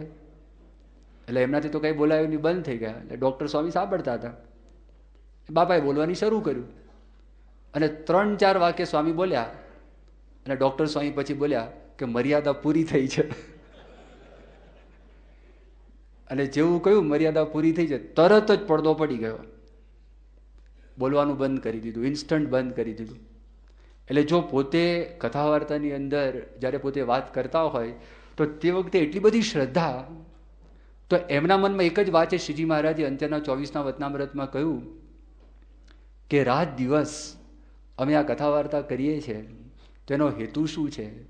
ક્યાંક આપણને ચટકી લાગી જાય અને જ્ઞાનાંશનો વૈરાગ્ય અંતરનો ઉત્પન્ન થાય, અને ભગવાન સિવાય કશું રહે નહીં. આ જ હેતુ છે. એ હેતુને લક્ષ્યમાં રાખીને રાત દિવસ સતત કથા વાર્તા કરે, અને કોઈને ભક્તિ કરતા દેખીને પ્રસન્ન થાય, રાજી થાય. પ્રમુખ સ્વામી મહારાજ એક વખત અહીંયા નાયરોબીની અંદર મોટા શેડવાળા મંડપની અંદર ત્યાં આગળ પધાર્યા અને તે વખતે ડૉક્ટર સ્વામી કથા કરતા હતા. એ કથા કરતા હતા અને પેલા બેન્ડ છે ને, જેટલી વખત જાય એટલી વખત પેલા બેન્ડ આગળ આવે અને પ્રમુખ સ્વામીને બેન્ડ સાથે સભા મંડપમાં લઈ આવે. બેન્ડ વાગે એટલે તો સભા મંડપમાં તો ડિસ્ટર્બન્સ થાય જ. અને જેવા બાપા આવતા હતા એટલે ડૉક્ટર સ્વામીએ કથા બંધ કરી અને ભજન શરૂ કર્યું. સ્વામિનારાયણની ધૂન શરૂ કરી. એ જેવી ધૂન શરૂ કરીને બાપા સાંભળતા હતા, એકદમ પ્રસન્ન થઈ ગયા, લટકું કર્યું, રાજી થઈ ગયા. અખંડ ભજનની જે વાત છે, કોઈ પણ વ્યક્તિ પોતાના જીવનમાં ભક્તિ કરતો હોય, શ્રીજી મહારાજે અંત્યના 35ના વતનામૃતમાં વાત કરી કે આ સાધુનું એક લક્ષણ છે કે બીજા ભક્તિ કરતા હોય તો એને દેખીને રાજી થાય, એ પ્રસન્ન થાય. એક આ લક્ષણ છે. અને ઘણા બધા એવા બધા સ્મરણીય પ્રસંગ પણ બની ગયા. જેમ આપણા અહીંની જ વાત કરીએ, મેં શરૂઆતમાં વાત કરી, જેમ પ્રમુખ સ્વામી કીધું કે અધમણનું ડોકું નમતું નથી. એ લટકું કર્યું તો આપણને યાદ રહી જાય, કાયમ માટે એનું સ્મરણ થાય અને કોઈ દિવસ આપણે એને ભૂલીએ નહીં. એવી રીતે પ્રમુખ સ્વામી મહારાજે આપણને બીજી પણ એક વાત કરેલી. એ પ્રસંગ આનંદજી સંઘેડિયાનો પ્રસંગ કયો. અને આનંદજી સંઘેડિયાની વાત કરી કે આ નગર શેઠનો દીકરો મરે તો તમને કાંઈ થાય? મારા દુઃખ થાય. પછી બીજી વાત કરી, રાજાનો દીકરો મરે તો મહારાજ વધારે દુઃખ થાય. પછી શ્રીજી મહારાજે કીધું તમારો દીકરો મરી જાય તો કે સંઘેડો બંધ થઈ જાય. અને પછી એમને જે લટકું કર્યું, આંખ બંધ કરી મરી જાય અને પહોંચી જાય ધામની અંદર. એવા રોજ આપણને લટકા કરી અને આપણને સ્મૃતિઓ આપે છે. ટીવીની વાત કરી કે આપણે ટીવી સામું જોતા હોઈએ, ગઈકાલનો જ પ્રસંગ છે, એકદમ ધ્યાનથી સ્વામી કે આપણે કશું ચૂકીએ નહીં, વ્યવસ્થિતપણે જોઈએ. બીજી એમણે વાત કરી કે સભામાં આપણે આવે તો જોકા શરૂ થાય, એ પણ એમણે વાત કરી. અને આવા સંતને ખાલી આવીને નમસ્કાર કરે તો પણ મોટો લાભ થાય, એ પણ લટકું એમણે કર્યું. તો તે વખતે પણ ઘણા બધા એવા પ્રસંગ થયેલા. નગરયાત્રા નીકળી હતી આખી બહાર, અને એમાં દરબાર હતા, એ તલવાર બરોબર વીંચતા હતા. હવે એ બધું સ્વામી જોયું હતું અને જેવા ત્યાં આગળ આવ્યા, એ તલવાર વીંજવાનું આખું જે એક્શન છે ને, એ બાપાએ કરેલું. એક આર્યા છંદ, અક્ષરજીવન સ્વામી, સંસ્કૃતમાં અલગ અલગ છંદ છે, અનુષ્ટુપ છંદ છે, શિખરણી છે, મંદાક્રાંતા છે, શ્રદ્ધરા છે, ઘણા બધા છંદ છે. પણ આ જે આર્યા છંદ છે ને, એ મીટર વગરનો છંદ છે. દરેકમાં મીટર આવે. ધારો કે શિક્ષાપત્રી છે, નિજાત્માનમ બ્રહ્મરૂપમ આપણે ગાઈ શકીએ, મહાધ્યાનાભ્યાસમ છે આપણે ગાઈ શકીએ, શિખરણી છે, એવી રીતે મંદાક્રાંત, અલગ અલગ બધા છે. પણ આ આર્યા છંદ છે ને, એમાં મીટર વગરનો મેળ નથી બેસતો. તો એમાં અક્ષરજીવન સ્વામીએ એક સંસ્કૃતનો શ્લોક બનાવેલો અને એ શ્લોક બનાવ્યો અને તે વખતે એમણે ગાયો. પણ હવે એ જે સ્વામી લટકું કર્યું, એ જ આમ વ્યવસ્થિતપણે કોઈ નાચતા હોય ને ગ્રેસફુલી લટકા કરતા હોય, પણ આર્યછંદ જેમ બોલતા એ રીતે હાથનું લટકું કર્યું અને ત્યાં આગળ બેઠા હતા. તો એ અલગ અલગ બધા પ્રસંગો, ઓલા બેન્ડવાળા હતા, એનો પણ સ્વામીએ મેસ લઈ. આજે બહુ પવિત્ર દિવસ છે. બોચાસણની અંદર શાસ્ત્રીજી મહારાજે મધ્ય મંદિરની અંદર અક્ષર અને પુરુષોત્તમની મૂર્તિઓની પ્રતિષ્ઠા કરી. એને આજે બરોબર 100 વર્ષ પૂરા થાય છે.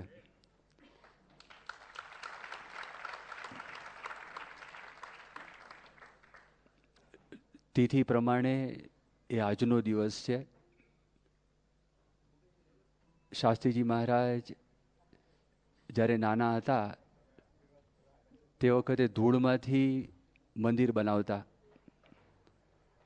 અને તે વખતે કોને ખ્યાલ હશે કે ભવિષ્યની અંદર શાસ્ત્રીજી મહારાજ મોટા મોટા ગગનચુંબી શિખરબદ્ધ મંદિરો કરશે, એવી કલ્પના તે વખતે એમની સાથે જે રમનારા હશે એના મનમાં તો કોઈ દિવસ કેવી રીતે આવી શકે. 15 દિવસ પહેલાં બોચાસણની અંદર પણ એક પ્રતીક ઉત્સવની ઉજવણી થયેલી હતી. પણ તિથિ પ્રમાણેનો દિવસ આફ્રિકાના ભાગ્યે આવેલો છે. 100 વર્ષ. અને બીજો પણ બહુ મોટો ઉત્સવ 2 દિવસ પછી યોગીજી મહારાજનો જન્મદિવસ, પ્રાકટ્ય દિન, એનો પણ લાભ અહીંયા આગળ આફ્રિકા ખાતે હરિભક્તોને પ્રાપ્ત થશે.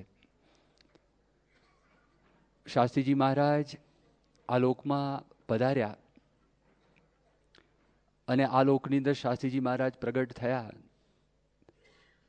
આપણા બહુ મોટા ભાગ્ય એટલા માટે કે જો શાસ્ત્રીજી મહારાજ પ્રગટ થયા ન હોત તો આ ઉપાસનાની જે વાત છે ઉપાસનાની વાત રહી જાત. અને આપણે અહીંયા આગળ બેઠા બેઠા આ વાત કરીએ એ તો બરાબર છે, પણ વડતાલ ટેમ્પલ કમિટીના સભ્ય અને ગુજરાતના બહુ જ મોટા સાક્ષર દોલતરામ કૃપાશંકર પંડ્યા, એમણે જ્યારે શાસ્ત્રીજી મહારાજે નડિયાદની અંદર વાત સમજાવી તો તે વખતે પોતે એવું બોલી ગયા કે આ તો શ્રીજી મહારાજને ફરી વખત અવતાર ધારણ કરવો પડત આ વાત સમજાવવા માટે. શ્રીજી મહારાજનો પ્રયત્ન, શ્રીજી મહારાજનો દાખલો એ નિષ્ફળ જાત. એ શાસ્ત્રીજી મહારાજે સાર્થક કરી બતાવ્યો. અને એમના અંતરના ઉદ્ગારો કેવા હતા. એમણે વાત કરી કે ભવિષ્યની અંદર શાસ્ત્રીજી મહારાજની સોનાની મૂર્તિ પધરાવશે. એ સોનાની મૂર્તિ છે, બધા હરિભક્તોને ભાવના તો અંતરની અંદર હોય, અને એવા ભૂતકાળની અંદર થોડાક પુરુષાર્થ પણ થયેલા હતા શ્રીજી મહારાજની મૂર્તિ માટે અને પ્રમુખ સ્વામી મહારાજની મૂર્તિ માટે. જ્યારે અક્ષરધામ ગાંધીનગરની અંદર થયું અને તે વખતે મધ્ય મંદિરની અંદર મહારાજની કયા પ્રકારની મૂર્તિ મૂકવી એ ઘણી બધી ચર્ચાઓ થયેલી. અને આપણે ઘણા બધા મોટા મોટા શિલ્પકારો, મોટા મોટા વિઝ્યુલાઇઝર્સ, મોટા મોટા ડિઝાઇનર્સ પાસેથી આપણે સલાહ પણ કેટલીક પ્રાપ્ત કરેલી. ઘણા બધા અલગ અલગ મોડલ્સ પણ આપણે બનાવેલા હતા. વચ્ચે જ અક્ષરધામની અંદર 18 ફૂટની મહારાજની ઊભી મૂર્તિ એકલી મૂકવી એવો પણ એક વિચાર હતો. એક દાસબાબુ કરીને હતા, એણે એક મોડલ બનાવેલું.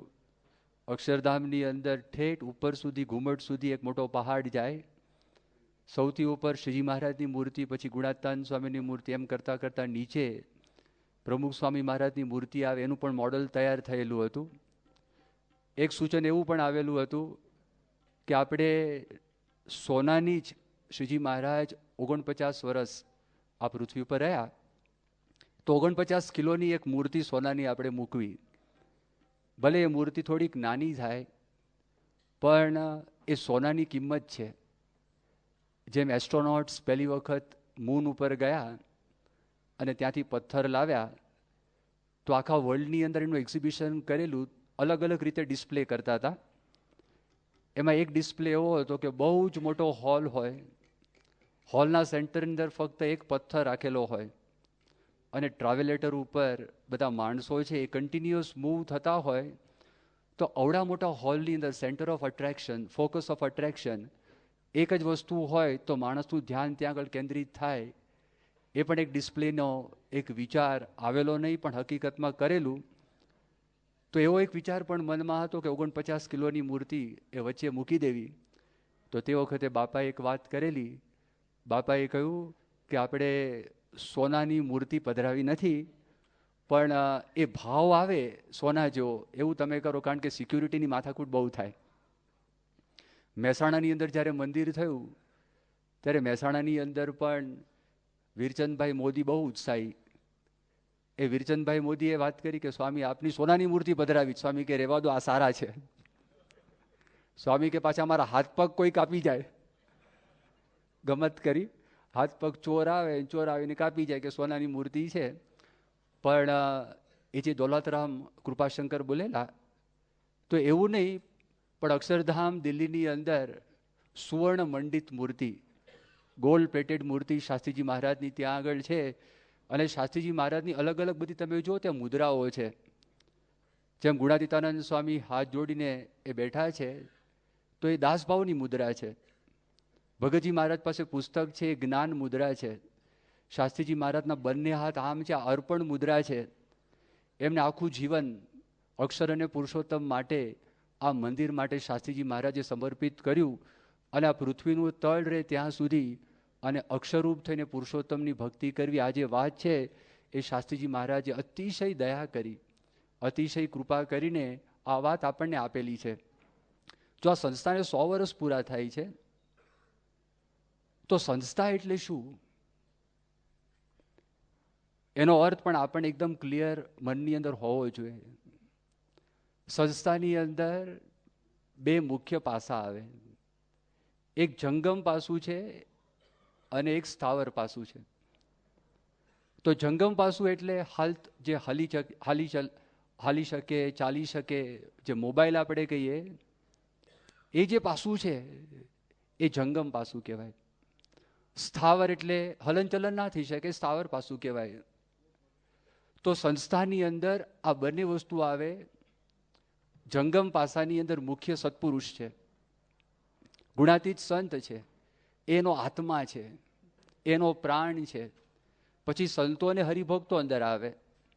સ્થાવર પાસું છે, એમાં મુખ્ય મંદિર છે અને મંદિરની બધી પ્રોપર્ટી છે, જમીન છે, ખેતી છે, ગૌશાળા છે, એ જે કંઈ પ્રોપર્ટી છે આ બધી સંસ્થા છે. એ સંસ્થામાં બંને વાતનો એ સમાવેશ થાય છે. અત્યારે વિશ્વની અંદર મોટા મોટા કોર્પોરેશન્સ હોય છે. એ કોર્પોરેશન્સની અંદર એનો કોઈ ધ્યેય હોય કે શા માટે આ કોર્પોરેશનની સ્થાપના થઈ. What is a mission statement, એનો ધ્યેય શું છે? તો બહુ શોર્ટની અંદર એ લોકો મિશન સ્ટેટમેન્ટ આપતા હોય છે.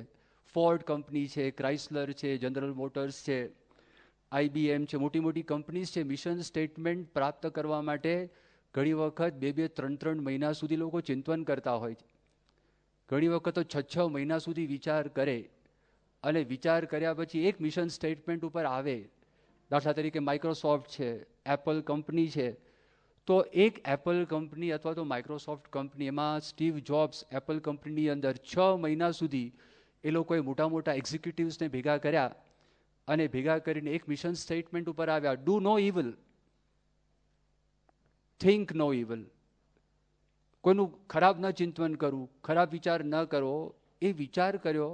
પૈસા કમાવાની કંપની છે અને પૈસા કમાવાની કંપનીના બેઝની અંદર પાયામાં એક મિશન સ્ટેટમેન્ટ આપેલું છે. એમ આપણી સંસ્થા, એનું મિશન સ્ટેટમેન્ટ શું છે? એનો વિસ્તાર તો બહુ મોટો છે, પણ મિશન સ્ટેટમેન્ટ શું છે એનો આપણને ખ્યાલ હોવો જોઈએ. તો મિશન સ્ટેટમેન્ટ આટલું છે: બ્રહ્મરૂપ થઈને ભગવાનની ભક્તિ કરવી, અક્ષરરૂપ થઈને પુરુષોત્તમની ભક્તિ કરવી, આત્મારૂપ થઈને પરમાત્માની ભક્તિ કરવી, સ્વામીરૂપ થઈને નારાયણની ભક્તિ કરવી. આપણું મિશન સ્ટેટમેન્ટ છે, એ આપણો ધ્યેય છે. તો હવે એ ધ્યેયનો આપણે વિચાર કરીએ અને એની સાથે સાથે આ મિશન સ્ટેટમેન્ટ છે, આ ધ્યેય છે, એ સિદ્ધ કરવા માટે ગુણાતીત સંત છે, એની મન કર્મ વચને સેવા એ અનિવાર્ય છે. આટલો સાર છે.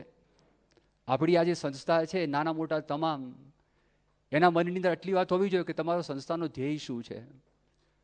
તો ધ્યેય આ છે: બ્રહ્મરૂપ થઈને ભગવાનની ભક્તિ કરવી. આ ધ્યેય છે, આ મિશન સ્ટેટમેન્ટ છે. એની સિદ્ધિ કેવી રીતે કરવી?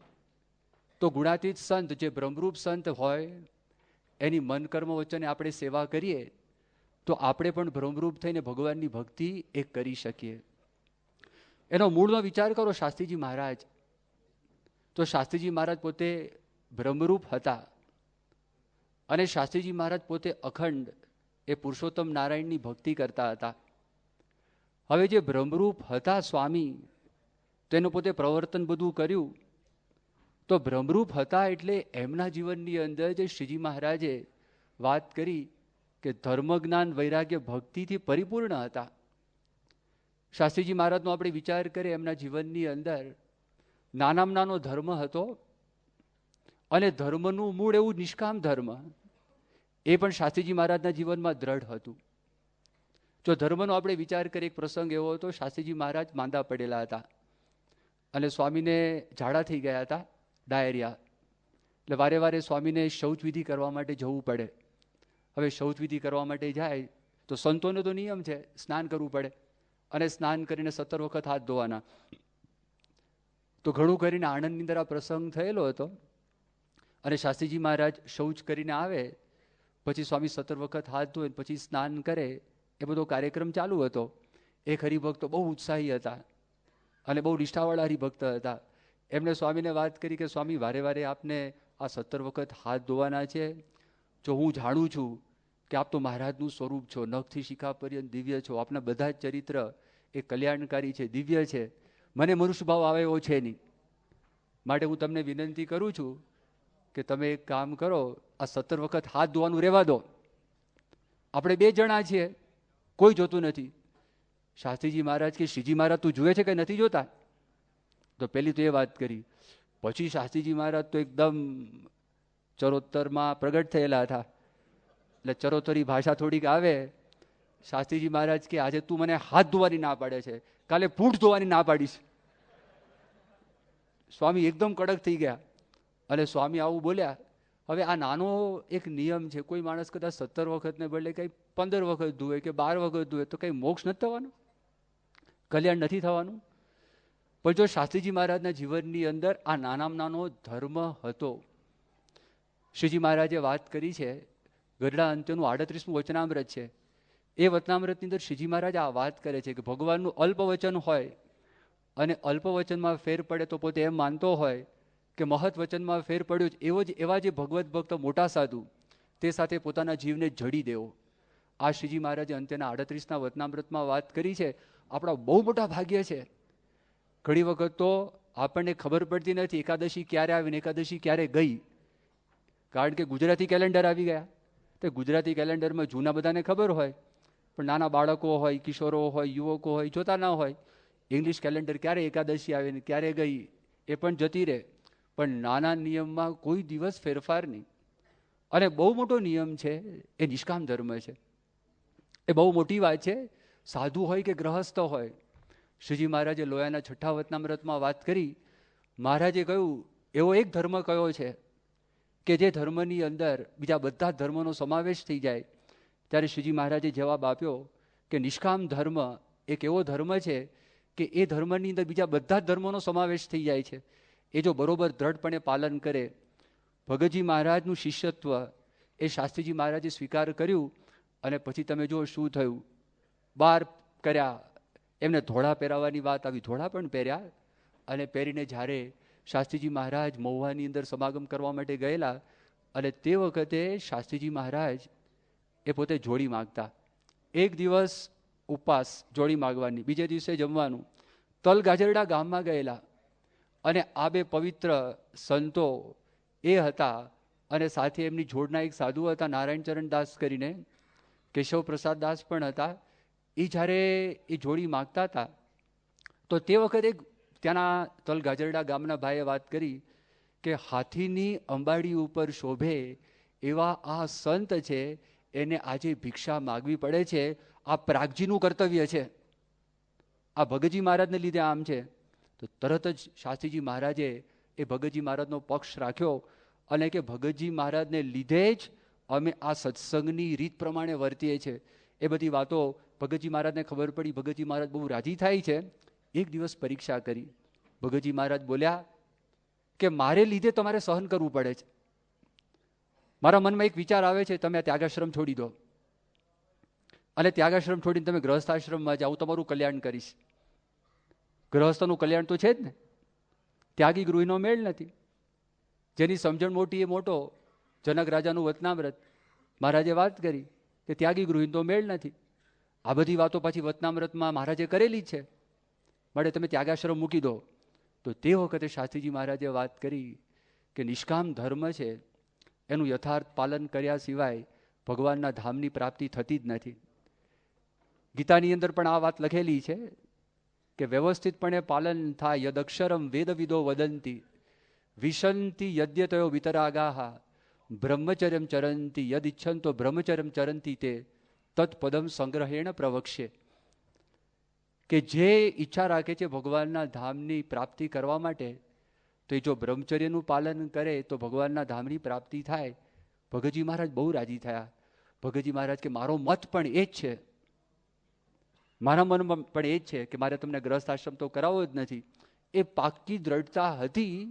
એ વાત તો બરોબર છે, પણ કોઈ પ્રમાણ કરે. પ્રમાણની અંદર સામાન્ય વ્યક્તિની ગોરધનભાઈ કોઠારી, એ ગોરધનભાઈ કોઠારીએ પ્રમાણ કર્યું અને ગોરધનભાઈ કોઠારી બોલ્યા કે જો શાસ્ત્રીજી મહારાજને સ્ત્રી અને ધન એમાં થોડોક પણ જો ફરક પડે તો મારું માથું ડૂલ. હવે જ્યારે આ બોલ્યા ને એ વખતે જે લોકો બોલતા એ વચનનું પાલન કરતા, એ આજનો જમાનો નથી. અભી બોલા અભી ફોક, કે હું બોલ્યો જ નથી. હા, એ બોલ્યો હોય, છાપામાં આવી ગયું હોય, ટેલિવિઝનમાં લોકોએ સાંભળ્યું હોય, નહીં નહીં નહીં નહીં, મેં તો કુછ બોલા ही નહીં, કંઈ વાત જ નથી કરી, કુછ ભી નહીં બોલા, અભી બોલા અભી ફોક. એવું નહીં. આ તો ગોરધનભાઈ કોઠારી, ત્યાં બધા સાધુઓ, એ સાધુ એમને દંડવત કરતા. એ વ્યક્તિ જ્યારે પ્રમાણ કરે અને એ વ્યક્તિ પોતે એમ બોલે કે 2000 આ ત્યાગી છે, પણ શાસ્ત્રી યજ્ઞપુરુષ દાસ જેવો ધન અને સ્ત્રીનો ત્યાગી મેં હજી સુધી કોઈ જોયો નથી. તો આ ધર્મની વાત આવી, આ આચરણની વાત આવી, ખાલી બોલવાની વાત નહીં, કથા આવીને કથા કરી જાય એમ નહીં, પણ જીવનની અંદર એમને હતું. શાસ્ત્રીજી મહારાજના જીવનની અંદર જ્ઞાન પણ તમે જો એવું જ જ્ઞાન હતું. જ્ઞાનમાં બે વાત આવે, એક તો દેહનો અનાદર આવે, બીજી વાત આવે અપમાનની વાત આવે. એ બંનેની અંદર જો વિચલિત રહી શકતા તો સમજવું કે આ જ્ઞાન પચેલું છે. જ્ઞાન એટલે મહારાજે ભલે લોયાના 7ના વચનામૃતમાં વાત કરી, જાણવું એનું નામ જ્ઞાન, પણ આ લક્ષાત જ્ઞાનની વાત છે. મહારાજે પ્રથમના 56ના વચનામૃતમાં વાત કરી, જ્ઞાની છે બ્રહ્મ સ્વરૂપે વર્તે છે. આ મહારાજે પ્રથમના 56માં વચનામૃતમાં વાત કરી, જ્ઞાની છે બ્રહ્મ સ્વરૂપે વર્તે. આચરણ જેટલું છે ને એટલું જ જ્ઞાન. સોક્રેટિસે ઘણા બધા વર્ષો પહેલા એક વાત કરી કે વર્ચ્યુ ઇઝ નોલેજ. વર્ચ્યુ એટલે આચરણની જ વાત આવી, અને એ જ જ્ઞાન છે. વર્ચ્યુ ઇઝ નોલેજ, બીજી બધી વાત નહીં, બધી વાતો ચાલે, પણ આ જ્ઞાન શાસ્ત્રીજી મહારાજ જીવનમાં તમે જો દેહનો અનાદર, જબરજસ્ત દેહનો અનાદર શાસ્ત્રીજી મહારાજના જીવનમાં હતો. એક પ્રસંગ એવો હતો કે મારા શાસ્ત્રીજી મહારાજ અવારનવાર જ્યારે સારંગપુર મંદિરમાં કામ કરવા માટે જાય ત્યારે બોટાદ સ્ટેશને સ્વામી ઉતરતા, અને બોટાદ સ્ટેશને ઉતરે ને તે વખતે પેલા ઘોડાગાડીવાળો હોય એની સાથે રકઝક ચાલે. ઘણા બધા પ્રસંગ એવા થયા છે, પણ એક પ્રસંગ એવો બનેલો કે શાસ્ત્રીજી મહારાજે વાત કરી કે ચારાના છે ને, તો ચારાનાની અંદર હું આવું. તો પેલા કેના 6 આના, ચારાના એટલે 25 પૈસા, 6 આના 12 પૈસા વધારે, 12 પૈસામાં શું 11 કિલોમીટર.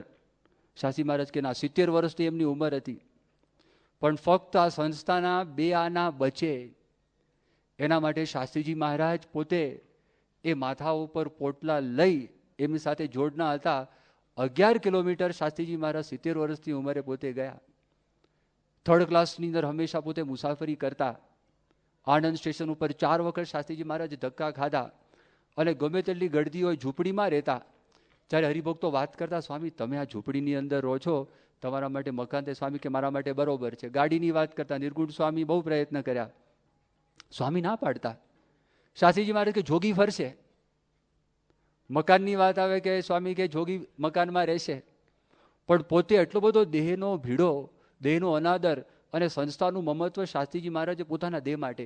એક વખત એવો પ્રસંગ થયેલો, સ્વામીને વાહ થઈ ગયેલો, અને વાહને લીધે એની જે દવા આવે ને, તો દવા માટે પછી હકા ખાતરના મનમાં એમ થયું કે આપણે બોટાદથી શાસ્ત્રીજી મહારાજની જે વાની દવા છે ને, વાની દવા લઈ આવીએ. હવે દવાનો ખર્ચો કંઈક 4 રૂપિયા થયેલો. શાસ્ત્રીજી મહારાજે પૂછ્યું કે કેટલા થયા? તો કે સ્વામી આ 4 રૂપિયા થયા. પછી મેં તમને શરૂઆતમાં વાત કરી ને ચરોતરી ભાષામાં, સ્વામી તો જવા દે, સ્વામી કે તારા બાપના પૈસા છે. હવે આ 4 રૂપિયાની અંદર આમ વાત કરી અને સ્વામી એકદમ બોલ્યા તારા બાપના પૈસા છે. હકા ખાચર વિચાર કરી, ભાઈ મારા માટે તો છે નહીં, શાસ્ત્રીજી મહારાજ માટેની આ વાત હતી. પણ તે વખતે આ પ્રસંગ હકા ખાચરે પોતે કીધેલો. ભાવનગરથી બીજા એક હરિભક્ત આવ્યા, અને બીજા એક હરિભક્ત એ જ દવા લઈને આવેલા. સ્વામી કે હકા બાપુ, હકા ખાચરને બોલાવો, પૂછો આની કિંમત કેટલી છે?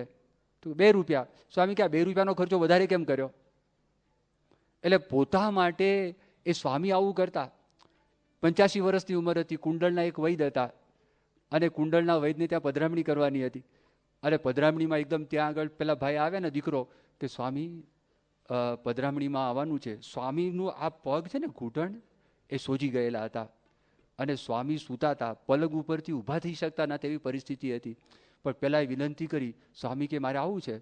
હરિભક્તો કે સ્વામી તમારાથી ઊભા થવાતું નથી, પગ મંડાતો નથી, અને તમે સ્વામી કે તમારે આવવું હોય તો આવો, મારે જવું છે. જાતે બેઠા થઈ ગયા, પલંગ ઉપરથી ઊભા થઈ ગયા, ત્યાં કપડું હતું, કપડું માથે બાંધી દીધું, બાંધીને ગાડામાં બેસી ગયા અને કે જેને આવવું હોય ને આવો, મારે તો જવું છે. સ્વામી ત્યાં પહોંચ્યા. એટલે દેહનો અનાદર આવો. અપમાન તમે જો, કેટલા બધા અપમાન શાસ્ત્રીજી મહારાજને થયા છે. બીજો કોઈ માણસ હોય ને ઢીલો પડી જાય. થોડા દિવસ પહેલાં આપણે ઈશ્વર સ્વામી એક વાત કરેલી, બહુ જ એક સરસ વાત કરેલી. એમણે એવી વાત કરી કે કોઈ વ્યક્તિ પોતાનું નિશાન પાર પાડે ને, પોતાનો ધ્યેય સિદ્ધ કરવો હોય ને, એ ધ્યેય સિદ્ધ કરવા માટે કેટલાને દુઃખી કરી નાખે અને કેટલી ધમાલ મચાવી દે અને કેટલા વેર ઊભા કરે. ત્યારે શાસ્ત્રીજી મહારાજે પોતાનું નિશાન પાર પાડ્યું તો શાસ્ત્રીજી મહારાજે વેર ઊભા નથી કર્યા, શાસ્ત્રીજી મહારાજે ધમાલ નથી કરી. અને જો શાસ્ત્રીજી મહારાજે એનું મુખ્ય કારણ શું? સાધુતા રાખી. સાધુતા એટલે સહન જ કર્યું છે. કોઈ કહી જાય, બોલી જાય, સહન કરે. કેરિયા ગામનો પ્રસંગ છે. કેરિયા ગામની અંદર ત્યાં આગળ જમરાળા ગામનો પ્રસંગ છે. જમરાળા ગામની અંદર જીવાભાઈ હતા અને જીવાભાઈ બહુ જ એકદમ શાંત વ્યક્તિ. સારંગપુરની અંદર વર્ષો સુધી એમણે સેવા કરેલી, એની મોટી જમીન. અને જીવાભાઈ આ મૂળ જૂના મંદિરના સત્સંગી, એના ફાધર જૂના મંદિરના સત્સંગી. શાસ્ત્રીજી મહારાજ જમરાળા ગામની અંદર ભિક્ષા માગવા માટે ગયેલા અને સ્વામી ત્યાં આગળ ભિક્ષા માગતા હતા અને ભિક્ષા માગી અને શાસ્ત્રીજી મહારાજ એ પોતે ત્યાં જૂનું મંદિર, એ જૂના મંદિરની અંદર સ્વામીને સ્નાન કરવું હતું, શૌચ વિધિ કરવી હતી. તો શૌચ વિધિ પતાવ્યા પછી ત્યાં એક નાનો કૂવો હતો અને કૂવામાંથી પાણી કાઢી અને શાસ્ત્રીજી મહારાજે જ્યાં સ્નાન કરવાની શરૂઆત કરી, એ જૂના મંદિરના કોઈક ભાઈ આવ્યા, એને કીધું આ તો બંડિયા દાખલ થઈ ગયા છે કે હમણાં ને હમણાં આ મંદિર તમે છોડી દો. સ્વામી કે અડધું ધોતિયું પલળી ગયું છે, આ શરીર ઉપર પાણી નાખવાનું બાકી, હમણાં ને હમણાં ઊભા થાવ. શાસ્ત્રીજી મહારાજનું અપમાન કરીને ભીના ધોતીએ શાસ્ત્રીજી મહારાજને ત્યાંથી ઊભા કર્યા. અને તે વખતે આજે જીવાભાઈ એના બાપુજી આ દ્રશ્ય જોયું, એને અંતરમાં દયા આવી.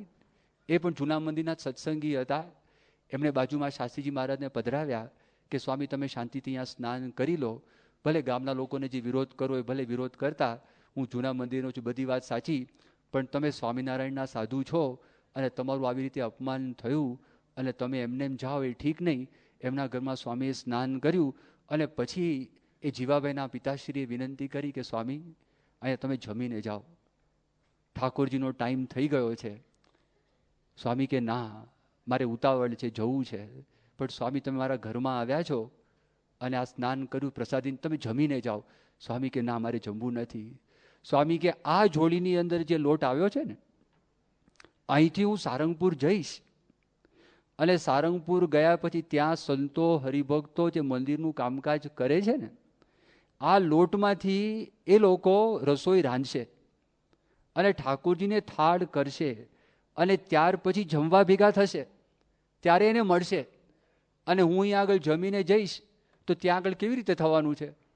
તો શાસ્ત્રીજી મહારાજ આ બધું અપમાન ગળી ગયા અને એમને પાક્કો સત્સંગ થયો, એમના દીકરાને પણ પાક્કો સત્સંગ થયો. જો સાધુતા રાખી, શાસ્ત્રીજી મહારાજે સહન જ કરેલું છે, અપમાન ગળી ગયા. પ્રેમવતી દાસ એ જે એમ મૂળ જૂના મંદિરના સાધુ, અને પછી શાસ્ત્રીજી મહારાજનો યોગ થયો અને એમને એના મનમાં એમ થયું કે અક્ષર અને પુરુષોત્તમની આ વાત છે, વાત સાચી છે. એમના મનમાં દ્રઢતા થઈ અને શાસ્ત્રીજી મહારાજ પાસે પોતે આવ્યા. એક વખત સ્વામી છે ને વડોદરા ગયેલા અને વડોદરાની અંદર ત્યાં આગળ આ પ્રેમવતી દાસને ખબર પડી કે એમના જે જૂના ગુરુ એ પણ વડોદરામાં આવેલા છે. તો સ્વામીને વાત કરી અને સ્વામીને કહ્યું કે સ્વામી એ જૂના ગુરુ આવ્યા છે, મારે એમને મળવા માટે જવું છે. શાસ્ત્રીજી મહારાજે વાત કરી, મળવા જેવું નથી. તો કે ના સ્વામી, મારે મળવું જ છે. તો કે સ્વામી કે સારું, તમે જાઓ. અને ત્યાં આગળ મળવા માટે ગયા અને શાસ્ત્રીજી મહારાજ પણ સાથે હતા.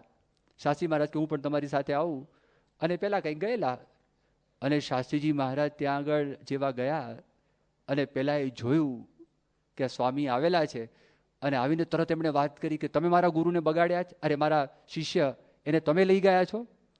એમ કહીને એના હાથમાં જે લાકડી હતી એ લાકડીથી શાસ્ત્રીજી મહારાજને એટલો જોરથી માર માર્યો, એ લાકડી તૂટી ગઈ. શાસ્ત્રીજી મહારાજે બંને કટકા હતા, એ કટકા એમને આપ્યા અને વાત કરી કે તમે આ લઈ જાઓ. પ્રેમવતી દાસના અંતરની અંદર એટલી બધી બળતરા થઈ. એ જ્યારે ઉતારે પાછા આવ્યા તો તે વખતે બહુ પસ્તાવો થયો. શાસ્ત્રીજી મહારાજે વાત કરી કે વાંધો નહીં, પસ્તાવાની કંઈ ચિંતા નથી, ભવિષ્યમાં તમને કંઈ મૂંઝવણ થાય તો તે વખતે મારે એવું કહેવા થાય કે માર ખાઈને હું તમને લાવ્યો છું. આ એમણે વાત પોતે કરી અને પોતે બોલ્યા. તો જો અપમાન છે એ અપમાન પોતે સહન કરી લેતા. ભગતજી મહારાજે વાત કરી કે મોઢામાં ઘાસનું તરણું લઈ અને બધાના આસન ઉપર જઈ અને આસન ઉપર જઈ અને તમે ત્યાં આગળ છે એમને પગે લાગો. અને પગે લાગવાની વાત કરી. તરત જ એ ત્યાં આગળ પોતે ગયા. હવે આટલા મોટા વિદ્વાન વ્યક્તિ, આ સાધુ બધા જાણે, આ હોશિયાર છે, એ બધા પાસે માફી માગે, પોતાનો વાંક નહીં અને વાંક ન હોવા છતાં માફી માગે. આજનો જમાનો તમે વિચાર કરો કે માણસ એટલો બધો સેન્સિટિવ છે, પાકલ ગુમડા જેવા. વાંક હોય તોય કહેવાય નહીં, વાંક હોય તો પણ બોલાય નહીં. અને જો સહેજ પણ આમ સહેજ લાગે ને અપમાન જેવું. અક્ષરધામની અંદર એક પ્રસંગ થયેલો, ગાંધીનગર અક્ષરધામમાં યુનિસેફનું એક ડેલિગેશન આવેલું. હવે ડેલિગેશન આવ્યું તો તે વખતે ગાઈડ તરીકે, કારણ કે ઘણા બધા બહેનો હતા, તો કલ્પેશભાઈ ભટ્ટને આપણે અમદાવાદથી બોલાવેલા. બધાને ગાઈડ કરે અને ગાઈડ કરીને જાય. એક બહેન લોકલ હતા અને બીજા બધા અમેરિકાથી આવેલા હતા. અને એમને અક્ષરધામનો એટલો બધો મહિમા સમજાવ્યો. અક્ષરધામ જેવું કોઈ સ્થાન અત્યારે હિન્દુસ્તાનમાં છે નહીં, આવું આધુનિક ડિપિક્શન ક્યાંય નથી. અને જો ભારતીય સંસ્કૃતિનું તમને સારામાં સારું કોઈ સ્થાન જોવું હોય તો આ સ્થાન છે. એ જ બધાને 2-2 કલાક સુધી બધું વર્ણન કરીને સમજાવ્યા. હવે બધો કાર્યક્રમ પૂરો થઈ ગયો અને કાર્યક્રમ પૂરો થયા પછી રિસેપ્શન રૂમની અંદર જ્યારે મુલાકાત હતી તો તે વખતે કલ્પેશભાઈ એક વાત કરી.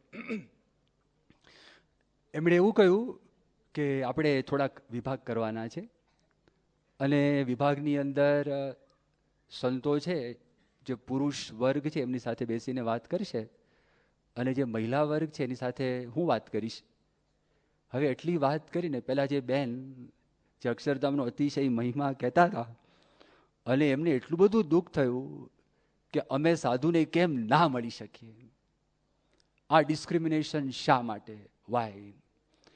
હવે એમને વાત કરવી, સમજાવી. કલ્પેશે બધી જ વાત કરી. પાયલોટ હોય, નવા લગ્ન કરેલા હોય અને પોતાની પત્ની સાથે અતિશય પ્રેમ હોય અને પ્લેનને ફ્લાય કરતા હોય, બાજુમાં બેસાડે તો ડિસ્ક્રિમિનેશન છે? ડિસિપ્લિન છે, એ નિયમ છે. શાસ્ત્રની અંદર આ વાત કરેલી છે, બધું સમજાયું. આ ઘરની વાત નથી, આ એક ડિસિપ્લિન છે. 1982ની અંદર એ પહેલાં જ્યારે ફર્સ્ટ સ્પેસ શટલ ગયું અને એ ફર્સ્ટ સ્પેસ શટલની તારીખ આપેલી હતી અમેરિકન ગવર્મેન્ટે કે ભાઈ આ તારીખ છે, આ તારીખે અમારું જે સ્પેસ શટલ જવાનું છે ઉપર, 8 મહિના ડિલે થયું. વાય? અને એક દિવસનો ડિલે, મિલિયન્સ ઓફ ડોલર્સનો ખર્ચો અમેરિકન ગવર્મેન્ટ ઉપર થતો હતો. તો ડિલે કરવાનું કારણ શું? જે સિલિકાની ટાઇલ્સ એ સ્પેસ શટલની બેલી ઉપર ચોંટાડેલી, જ્યારે આ સ્પેસ શટલ છે સ્પેસની અંદર દાખલ થાય અને એન્ટ્રી ને રીએન્ટ્રી જ્યારે બહાર જાય ઉપર અને અંદર આવે તે વખતે 4500 ડિગ્રી સેલ્સિયસ ટેમ્પરેચર, એ ટેમ્પરેચરને બેર કરી શકે, એ ટેમ્પરેચરને સહન કરી શકે એવી ટાઇલ્સ લોકોએ બનાવેલી. પણ એક્સપેરિમેન્ટની અંદર આ ટાઇલ્સ છે એ નીકળી જતી હતી. તો પોતાના 3 એસ્ટ્રોનોટ્સ એનો દેહ બચાવવા માટે અમેરિકન ગવર્મેન્ટે 8 મહિનાનો ડિલે કરેલો હતો. એની ચિંતા હતી આપણા ઋષિમુનિઓને, જીવને બચાવવાની ચિંતા હતી. એટલા માટે આપણા ઋષિમુનિઓએ આ બધું ડિસિપ્લિન અને મર્યાદા આપી અને સમજાવ્યું. દક્ષ સ્મૃતિની અંદર આ વાત છે, એમાં લખેલું છે. અગ્નિ પુરાણમાં પણ આ વાત કરેલી છે. અષ્ટાંગ બ્રહ્મચર્યની આ બધી વાતો છે. એટલે કલ્પેશે બહુ સમજાવ્યું, બહુ સમજાવવા માટે પ્રયત્ન કર્યો. અક્ષરાનંદ સ્વામીની વાતોમાં એક વાત આવે છે અને અક્ષરાનંદ સ્વામીની જે વાતો છે એમાં એક વખત એક આશ્રમની વાત કરી. એક આશ્રમમાં એક પુરાણી હતા, એ કથા વાર્તા કરે. એમના આશ્રમની બહાર એક ઝૂંપડી હતી, એક મહિલા હતા. એ આશ્રમ બધો સાફ કરી જાય. તમારા જેવા બધા હરિભક્તો કથા વાર્તા સાંભળવા માટે આવે. તે કોકના અંતરની અંદર એવો વિચાર થયો, બેન બહાર છે એના કરતાં આશ્રમના કમ્પાઉન્ડની અંદર એની ઝૂંપડી બનાવી હોય અને રે તો વાંધો શું છે. બહુ આગ્રહ કર્યો પેલા કીધું જે છે બરાબર છે અને બહાર છે બધી વાત સાચી છે. તો કે ના ના, આ સેવા કરે તમારે આટલું કરવું જ જોઈએ. કારણ કે જ્યારે એક વખત એ વેગ ઉપર ચડે ને ત્યારે માણસને બીજો વિચાર ના આવે. એટલે પછી એણે કીધું સારું, આપણે એક કામ કરીશું. થોડા વખત પછી ચાતુર્માસ આવે ને પછી પારાયણ આવે. હવે પારાયણની અંદર દર વખતે પારાયણ તો કરતા હતા. પારાયણમાં ઓલા બેઠા હોય ને, પાટ હોય, પાટમાં પછી ઓલા 4 લાકડી હોય, કેળના સ્તંભ હોય અને ઉપર છે ને એક રેશમી કાપડ ઢાંકે. તે દિવસે આ જે સંન્યાસી હતા એમણે પેલા બેનની સાડી મગાવેલી અને સાડીથી રેશમી કાપડ હતું, ઉપર ઢાંકેલું હતું. હવે છે ને તે દિવસે બધી સભા થઈ અને સભાની અંદર એવું થયું કે સભામાં બધા જે સાંભળતા હતા ને, હવે એમાં પછી શ્રી સ્વામિનારાયણ ભગવાનની જય. અક્ષર પુરુષોત્તમ